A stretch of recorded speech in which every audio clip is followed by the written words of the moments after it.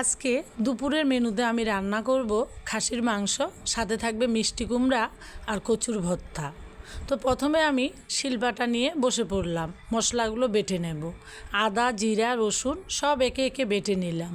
তারপরে আমি সব বেটে নিয়ে রান্নায় বসে পড়লাম। প্রথমে আমি মাংসটা ধুয়ে একটি গামলার মধ্যে নিলাম। একে একে সব উপকরণ আমি ওখানে দিয়ে দিলাম।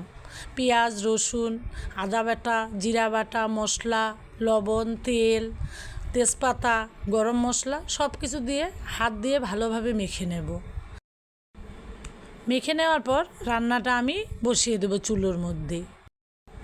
চুলোর মধ্যে বসানোর পর আমি নেড়ে দেব। নাড়তে নাড়তে রান্না কষানোর সময় আমি জিরের গুঁড়ো আর ধনে গুঁড়ো দিয়ে দিলাম। দেওয়ার পরে আমি রান্নাটা আবার ভালোভাবে কষিয়ে নেব না হওয়া পর্যন্ত। এরপরে আমি ভর্তাটা এদিকে করে নিলাম। তেল দিয়ে মরিচ পেঁয়াজ মেখে নিয়ে ভর্তাটা মাখিয়ে নিলাম দুপুরে খাওয়ার জন্য। এদিকে আমার ভর্তা রেডি হয়ে গেল, আর এদিকে আমার মাংস প্রায় শেষের দিকে রান্না হয়ে যাচ্ছে।